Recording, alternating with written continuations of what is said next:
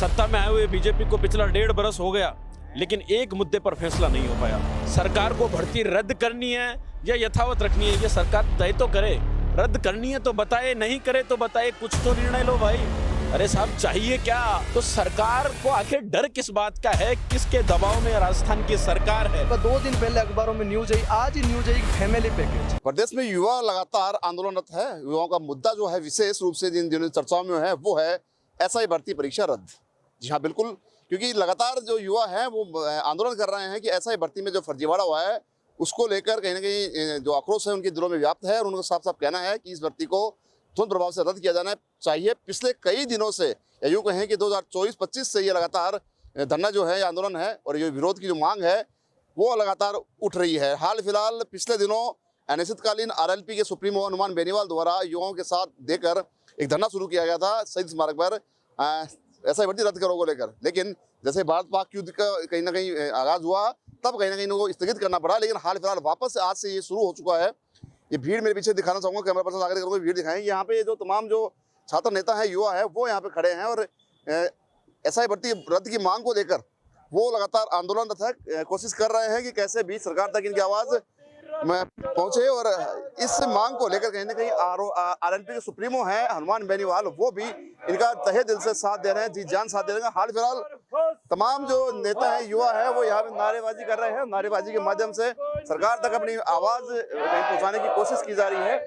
और सबसे खास बात ये है कि पिछले कई सालों से ये मतलब 2-3 सालों से लगातार ये मांग कर रहे हैं कि कैसे भी एसआई भर्ती रद्द की जाए, क्योंकि साफ साफ कहना है कि जब एसओजी और तमाम जांच एजेंसियां हैं उन्होंने इसको बता दिया है कि इसमें फर्जीवाड़ा हुआ था। किरोड़लाल मीणा जो हैं केंद्रीय मंत्री हैं, उनका भी कहीं ना कहीं सरकार को दबाव था, लेकिन हाल फिलहाल वो सत्ता में है इसलिए वो साथ नहीं हो पा रहे। लेकिन अब आरएलपी सुप्रीमो हनुमान बेनीवाल का युवाओं को साथ मिल चुका है। मेरे साथ युवा नेता मौजूद हैं।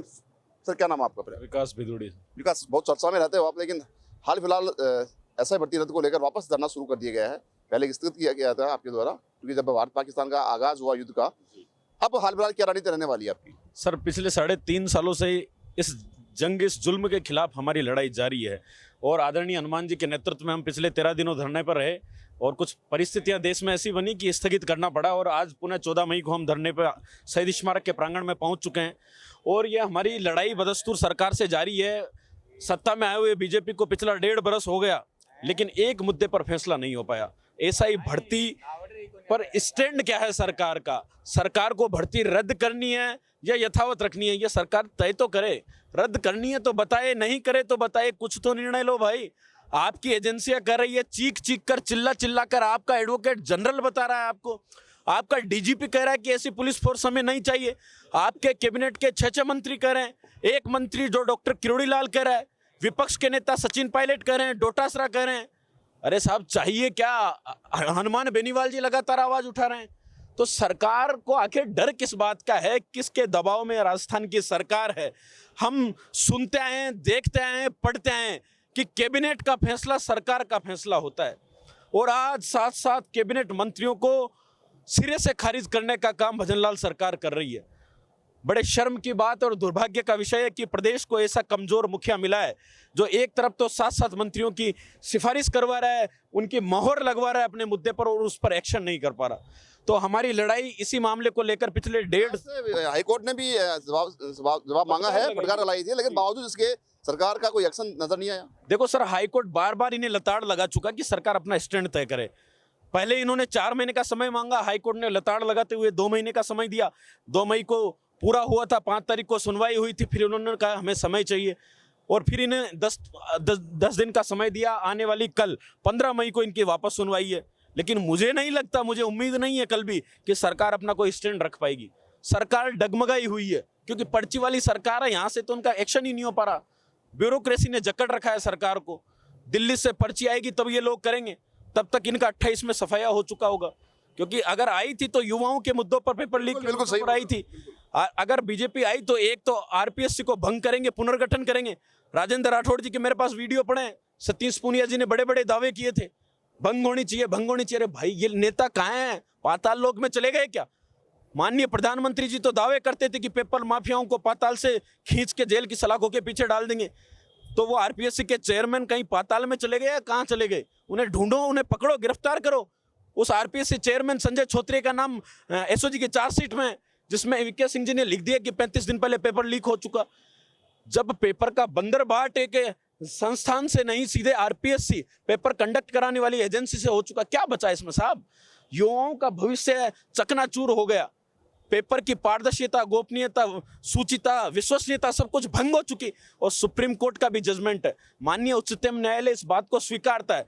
हाल ही में संजीव खन्ना जी जो चीफ जस्टिस है हमारे सुप्रीम कोर्ट के, उन्होंने कहा कि अगर किसी भर्ती में भ्रष्टाचार होता है तो उसमें ईमानदार अभ्यर्थियों का ढिंडोरा पीटने की बजाय यह देखना चाहिए कि भर्ती की पारदर्शिता है या नहीं, या भर्ती की पारदर्शिता, विश्वसनीयता अगर भंग हो गई तो उस भर्ती परीक्षा को रद्द कर दो। ये बात कह रहा हूं मैं वर्तमान न्यायाधीश 51वें न्यायाधीश आदरणीय संजीव खन्ना जी के बारे में। इससे पूर्व के 50वें नंबर के न्यायाधीश थे डीवाई चंद्रचूड़ जी। वो कहते थे, उनका स्टेटमेंट है, जजमेंट है, अगर कोई पेपर सोशल मीडिया पर सर्कुलेट होता है तो जंगल में आग की तरह फैलता है। तो भाई ये न्यायपालिका की बात को नहीं मान रहे, हाई कोर्ट लताड़ लगा रहा है उसकी बात को नहीं मान रहे, एसओजी की बात को नहीं मान रहे। मुखिया जी तो मुझे लगता है बहुत बड़े हो गए। सवाल बीच में करूंगा आपसे कि जब पूर्व में विपक्ष में बैठी थी बीजेपी, तब कहीं ना कहीं यही मुद्दे, जैसे आपने बताया मुझे थोड़ी देर पहले, और एसआई और आरपीएससी भंग का मुद्दा भी कहने को उठा था। उस समय खास बात ये थी कि किरोड़लाल मीणा साथ थे, लेकिन हाल फिलहाल किरोड़लाल मीणा नजर नहीं आ रहा। देखो सर, बराबर आवाज उठाते हैं और वो कहते हैं कि मैं जब ज्यादा कहता हूं तो सरकारें मुझसे नाराज हो जाती है। उस मंत्री ने इस्तीफा देकर पार्टी को, मंत्री पद को ठोकर मार के बैठा हुआ है, लेकिन सरकार की हिमाकत नहीं है कि वो इस्तीफा स्वीकार कर ले। वह व्यक्ति लगातार 50 बार, मैंने तो, आपने भी 50 वीडियो देखे होंगे, हर बार वह मुखर अपनी आवाज को बुलंद करता है कि मैं तो शुरू से कहता आया हूं कि भर्ती परीक्षा रद्द होनी चाहिए। हो सकता है इन दिनों में उनका बयान नहीं आया हो, लेकिन अगर आने वाले 1-2 दिनों में बयान आएगा तो मैं सीना ठोक के कह सकता हूं वो मंत्री अपनी बात पर वापस बेबाकी से यही कहेगा कि मैं तो शुरू से कहता हूं कि भर्ती रद्द होनी चाहिए तो होनी चाहिए। वह व्यक्ति अपने स्टैंड पर कायम है और उसी व्यक्ति की बदौलत सरकार सत्ता में आई है साहब। ये मुख्यमंत्री जी को कभी नहीं भूलना चाहिए।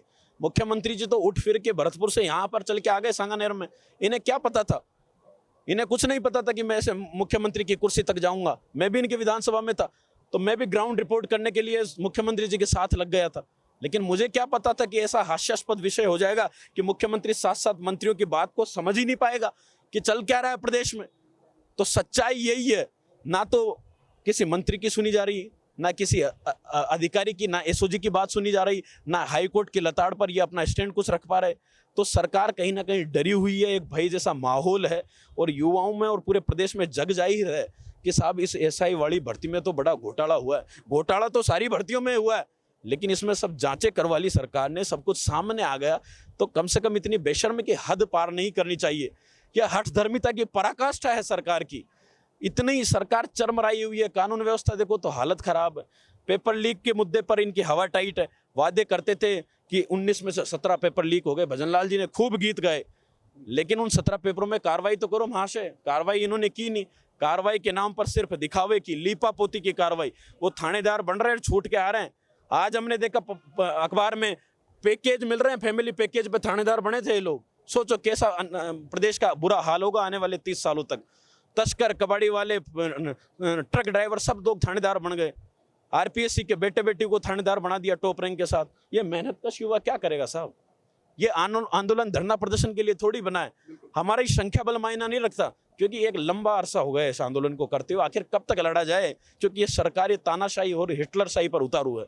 लेकिन हम अन्याय के खिलाफ अंतिम सांस तक लड़ेंगे और हमारी मांग है पुरजोर तरीके से कि साहब हम कोई नई बात नहीं कर रहे, हम सरकार की ही बातों को दोहरा रहे हैं कि आपकी एसओजी ने कहा वो कर लो जी, जो आपके मंत्रियों ने कहा उस बात को पूरा कर दो। हम उसी बात को दोहराने का काम कर रहे हैं। हमारी मांग है कि संवेदनशीलता दिखाते हुए मुख्यमंत्री जी को एसआई भर्ती रद्द कर देनी चाहिए और पूरे प्रदेश में एक ऐसी नज़ीर पेश करनी चाहिए कि हम पेपर माफियाओं के खिलाफ एक सख्त कदम उठा रहे हैं, जेल की सलाखों के पीछे भेज रहे हैं और योग्य अभ्यर्थियों को न्याय दिला रहे हैं।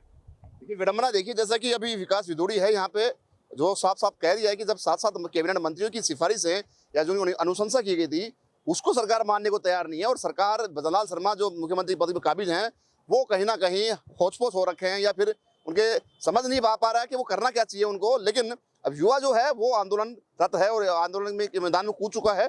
आने वाले समय में क्या इसकी रणनीति रहने वाली है, एसआई भर्ती कहाँ तक रद्द होगी या ऐसे ही यथावत धरने पर चलते रहेंगे, वो एक देखने वाली बात होगी। मेरे साथ और भी मौजूद है। क्या नाम है सर आपका? प्रेम चौधरी। प्रेम, कहाँ से पहुँचे हैं? सर मैं आरएस का मैच दे रहा हूँ इस बार, और मेरा मानना है कि जो काफ़ी स्टूडेंट्स उनके पेरेंट्स भी धरना दे रहे थे, वो कह रहे थे कि जो ईमानदार लगे उनके साथ अन्याय नहीं होना चाहिए।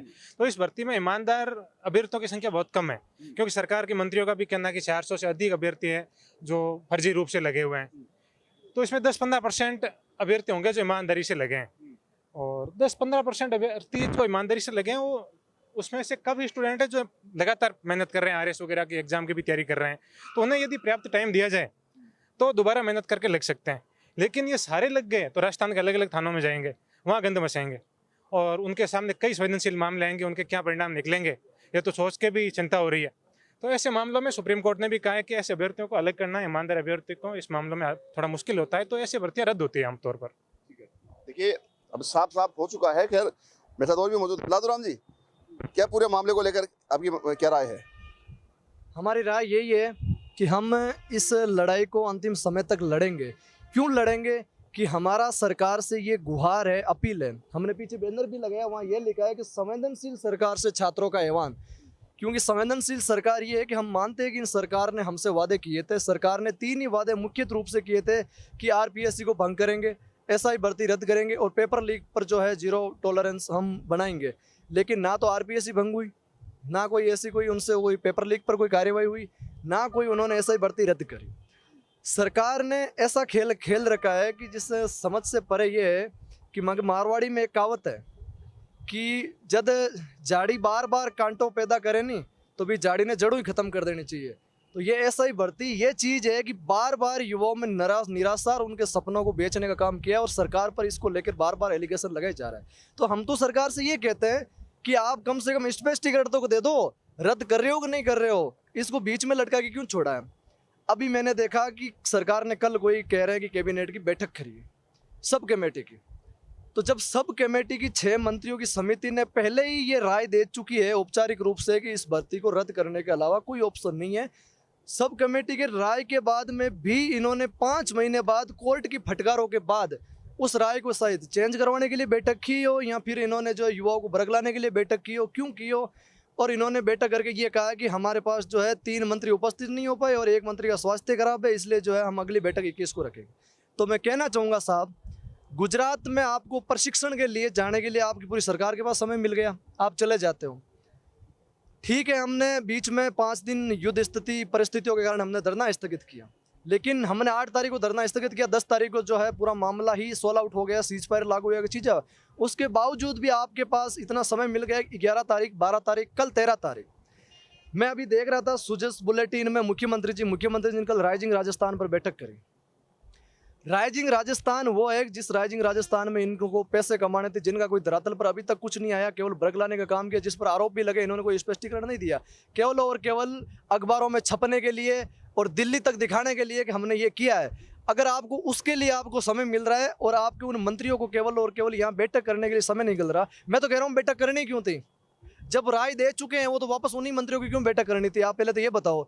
जब कोर्ट में आपकी रिपोर्ट प्रस्तुत हो गई थी कि अब संवैधानिक संस्था पे होते हुए कैबिनेट मंत्री की राय जो है कि इतनी बड़ी अपॉर्चुनिटी रखती है, माननीय न्यायालय में वो रिपोर्ट रखने के बाद में आपने फिर ये क्यों ऐसी जो है युवाओं को बरगलाने का काम कर रहे हो?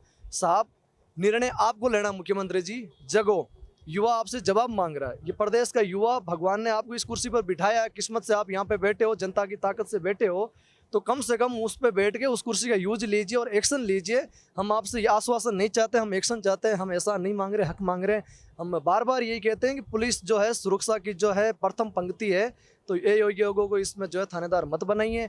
ये ईमानदारी का, और आप जो ये कह रहे हो कि जो आप जो पीछे रहे हैं भर्ती युवा जो है, इसमें छंटने का काम ना तो कोई आप कर सकते हो, ना जज एजेंसी कर सकती, कोई नहीं कर सकता। यहाँ तक कि सुप्रीम कोर्ट तक ने ये कहा है कि जब आप निर्णय की स्थिति में होते हो, असमर्थ की स्थिति में होते हो, तो आपको इस भर्ती को रद्द करने का ही ऑप्शन है, और कोई ऑप्शन नहीं। जो ईमानदार भाई है वो वापस तैयारी करके उच्च पद पर आ सकते हैं। लेकिन इसी तरह आपने देखा होगा 2 दिन पहले अखबारों में न्यूज आई, आज ही न्यूज आई फैमिली पैकेज, पहले महिला मित्र, फिर पारिवारिक, फिर उसके बाद आज फैमिली, एक घर। फैमिली पैकेज का पूरा क्या डर रहा है, क्या पूरा खुल के बता दीजिए। फैमिली पैकेज का ये है कि 2 दिन पहले जोधपुर से एक समिता कुमारी बिश्नोई को गिरफ्तार किया गया। समिता कुमारी बिश्नोई जिसकी 2909वीं रैंक है, जो विडो कैटेगरी से होने के बाद में भी, पेपर लेने के बाद में भी ये स्थिति हुई कि वो खुद पेपर में बैठ के पेपर नहीं दे पाई। इससे बड़ी विडंबना की बात क्या, उसको डमी बिठाना पड़ा। डमी बिठा के भी वो 2909वीं रैंक लेके आई। उसके बाद जब एसओजी ने उससे पूछताछ करी तो उसमें पाया गया कि उसने अपनी जगह संगीता बिश्नोई को डमी बिठाया। और उसके बाद में जब और ज़्यादा पूछताछ हुई तो उसमें पता चला कि उसने जो है खुद बनी संगीता बिश्नोई, जिसको डमी बिठाया संगीता बिश्नोई खुद थानेदार बनी, और उसके अलावा अपनी भाभी को, अपनी ननद को, अपनी भाई को और अपने देवर को, मतलब एक पूरे घर में फैक्ट्री खोल दी थानेदारों की। मतलब ये वो बात होगी कि जब अपने घरों में कोई व्यक्ति जब बाहर कमाने जाता है, घर पे आता है, तो वो कोई मिठाई विठाई लेके आता है, तो घर में मिठाई किस लिए बांटती है कि सबको बांट दे। उस हिसाब से इन्होंने घर में पेपर बांटा है कि एक के पास आ गए तो सबको थानेदार बना दिया। मतलब इतनी रेवड़ियों की तरह बांटा है कि जो किसान मान लो कि जो प्याज बेचते हैं, आलू बेचते हैं, कहते हैं ना कि 1 किलो ले लो, 2 किलो ले लो, 50 3 किलो, इससे ऐसा ही भरते हुए पेपर बेचा इन्होंने। कितनी शर्म की बात है कि वर्दी लगा के ये जनता के टेबल पर क्या न्याय करेंगे। मैं युवाओं के अलावा मैं राजस्थान की तमाम जनता से अपील करना चाहूँगा कि ये युवाओं का मुद्दा नहीं, ये आपका भी मुद्दा। अगर ये लोग उस थानेदार की वर्दी में 2 सितारे लगा के और वहाँ कुर्सी पर बैठेंगे, ये एडिशनल एसपी तक जाएंगे, तो ये आपके साथ कितना कुठाराघात करेंगे। आज ही प्रदेश की प्रशासन की और सुरक्षा की ये हालात है कि पुलिस व्यवस्था पर पहले भी एलिगेशन लगते आए हैं, और जब ऐसे लोग, ये 859 लोग जब वहाँ पे बैठेंगे तो आपका राजस्थान की पूरी जनता का क्या हाल करेंगे। इनके कलम से आपके साथ कितना कुठाराघात करेंगे, आपके बच्चों के लिए कितना करेंगे, आपके अन्य मुद्दों पर ये कितना करेंगे, आपके लिए सोचने का विषय। आप आइए, लड़िए, ये पूरे प्रदेश की लड़ाई है, सरकार बहरी है, गूंगी है, इसको सुनाने के लिए हम लड़ेंगे, और माननीय सांसद महोदय के नेतृत्व में हम इसको आर पार लड़ेंगे, चाहे सरकार कितनी हथकटे बंधन है। हमें न्यायालय पर भरोसा है, और फिर भी हम बिल्कुल सबसे बड़ा सवाल ये कि हाईकोर्ट ने भटका लगा चुका है इनको, फिर भी सुधर नहीं रही है। अब लातों के बाद भूतों से नहीं मानते। मैं कह रहा हूँ कि जिस स्टेट का राजा और प्रजा दोनों सोई हुई होती है, उस स्टेट का कुछ नहीं हो सकता।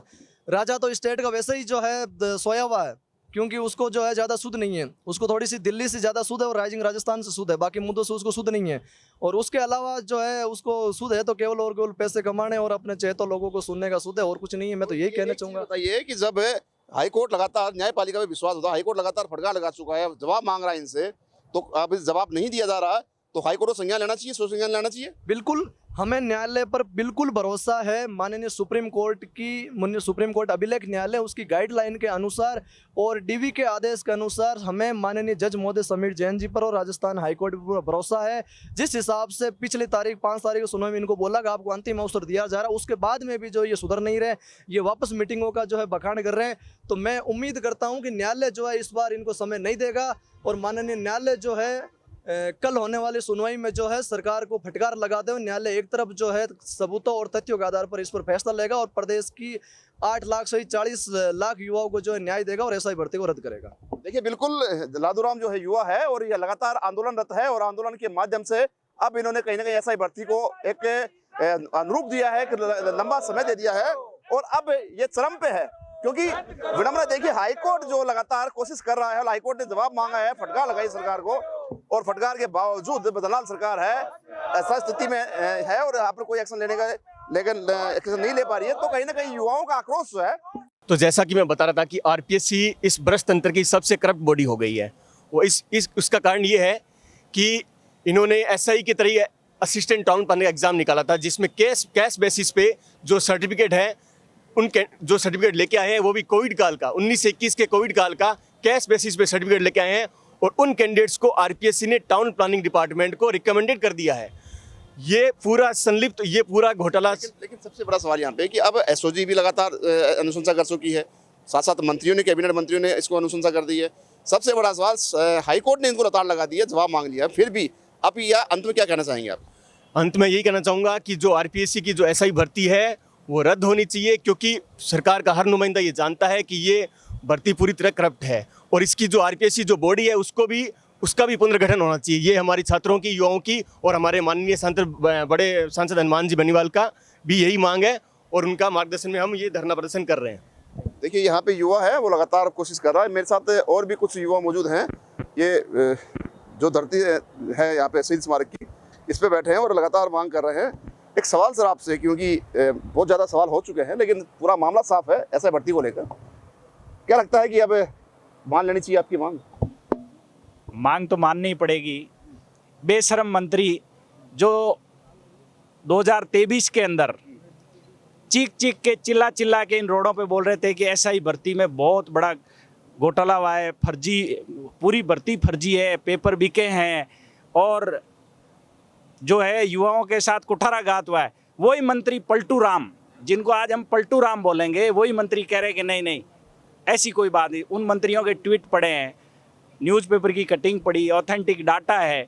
और मैं तो उन मंत्रियों से ये कहना चाहूँगा कि सरकार के अंदर AAG, कोर्ट, PHQ, सरकारी एजेंसी है, सारी एजेंसियों ने कह दिया कि ये भर्ती रद्द होनी चाहिए, तो फिर सरकार की क्या दरमिता है और किसको बचाना? क्या रीजन क्या है? ये कोई जो मंत्री लगता है कि कहीं कोई मंत्री इन्वॉल्व है इसमें? है, ये तो है ही, ये तो हो ही गया। अब आप मीडिया वाले कभी हम व्हाइट हाउस की बातें कर रहे हैं, कभी कौन से हाउस की बातें कर रहे हैं, कभी पैसे का लेन देन, तो इसमें कहीं न कहीं बड़े मंत्री इन्वॉल्व है। उन मंत्रियों को बचाने के चक्कर में ये सरकार इस भर्ती को रद्द नहीं कर पा रही। लेकिन माननीय कोर्ट से और हाई कोर्ट से हमें पूरी उम्मीद है कि युवाओं के साथ न्याय होगा। हमारे साथ किसान, जवान, पीड़ित, शोषित की आवाज़ हनुमान बेनीवाल जी है, उन पे हमें पूरा भरोसा है कि इस भर्ती को रद्द करा के युवाओं को न्याय दिलाएंगे। देखिए यहाँ पे अब जो हनुमान बेनीवाल है उसका साथ कहीं ना कहीं जिक्र किया है और कहा है कि अब यदि अगर इनकी मांग नहीं मानी गई तो अब आंदोलन होगा। और हाईकोर्ट का जो जवाब है दिया नहीं गया सरकार द्वारा, और हाईकोर्ट ने जो सवाल किए थे उसके जवाब में जब डायरेक्टर जनरल उन्होंने कह दिया है, लेकिन फिर भी सरकार जो है बदनलाल सरकार वो एक्शन मोड में नहीं है और इस भर्ती को रद्द करने की कोई ना कोई मंशा ये हो सकती है, जैसा कि युवाओं ने कैमरे के सामने बताया कि कोई ना कोई बड़ा मंत्री इसमें इन्वॉल्व है जो जिसको बचाने के चक्कर में सरकार जो है इन युवाओं की जो मांग है ऐसा भर्ती रद्द को लेकर वो पूरी नहीं हो पा रही। अब ऐसे में देखने वाली बात ये कि हाई कोर्ट इस पर सोच संज्ञान लेता है या फिर बदनलाल सरकार इनकी मांग मानती है या फिर हनुमान बेनीवाल जो RLP के सुप्रीमो है जिनके नेतृत्व में धरना चल रहा है वो कोई ना कोई बड़ा आंदोलन करेंगे। ये आप समय आने वाले समय ही बताएगा। So camera person Mohit Sharma के साथ संदीप अग्रवाल, NSE 9 न्यूज, जयपुर।